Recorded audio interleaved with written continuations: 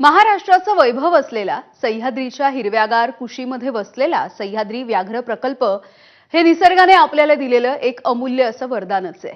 इतिहासाच्या अनेक घटनांचा साक्षीदार असलेला, स्वराज्याची चौथी राजधानी असलेला सातारा जिल्हा हा याच व्याघ्र प्रकल्पाचा भाग आहे। याच सातारा जिल्ह्यामधल्या पाटण तालुक्यामधील सह्याद्री व्याघ्र प्रकल्पांमधल्या 3 वाघांचं नामकरण झालंय। बघूयात। हे आहेत सेनापती, सुभेदार आणि बाजी।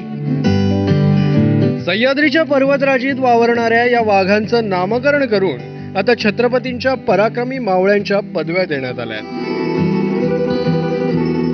आजपर्यंत केलेल्या प्रोटेक्शनमुळे आणि चांगल्या कामांमुळे 3 वाघ हे सह्याद्रीच्या लँडस्केपमध्ये स्थिरावले आहेत।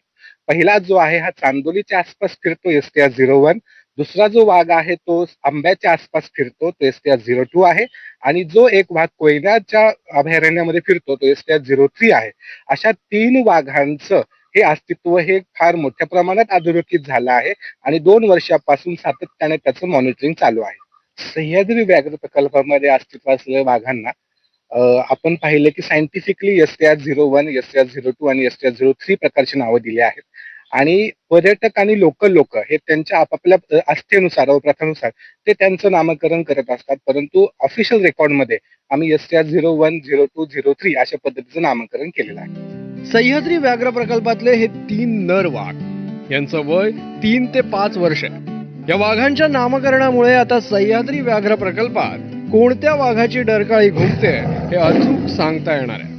याआधी या वाघांना एका खास सांकेतिक क्रमांकाच्या माध्यमातून ओळखलं जात होतं, मात्र आता हे वाघ नव्या नावांनी ओळखले जाणार आहेत।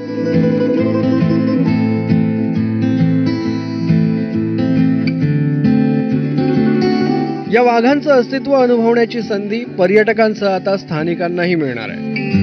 इतिहासाच्या अनेक घटनांचा साक्षीदार असलेला सातारा जिल्हा, या सातारा जिल्ह्यातील पाटण तालुक्यात असलेलं सह्याद्री व्याघ्र प्रकल्पामध्ये 3 वाघांचा मुक्त संचार होताना पाहायला मिळतो।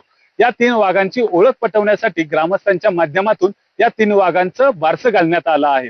बाजी, सेनापती, सुभेदार अशी या 3 वाघांना नामकरण करण्यात आल्याचं देखील आपल्याला पाहायला मिळते। एकंदरीत जर बघायला गेला तर छत्रपती शिवाजी महाराजांच्या मावळ्यांचा आणि शूरवीरांचा इतिहास या सह्याद्रीच्या पर्वतरांगेमध्ये मोठा असल्यामुळं या भागातील ग्रामस्थांनी या 3 वाघांना या छत्रपतींच्या मावळ्यांचं नामकरण करण्यात आल्याचं देखील आपल्याला पाहायला मिळतंय।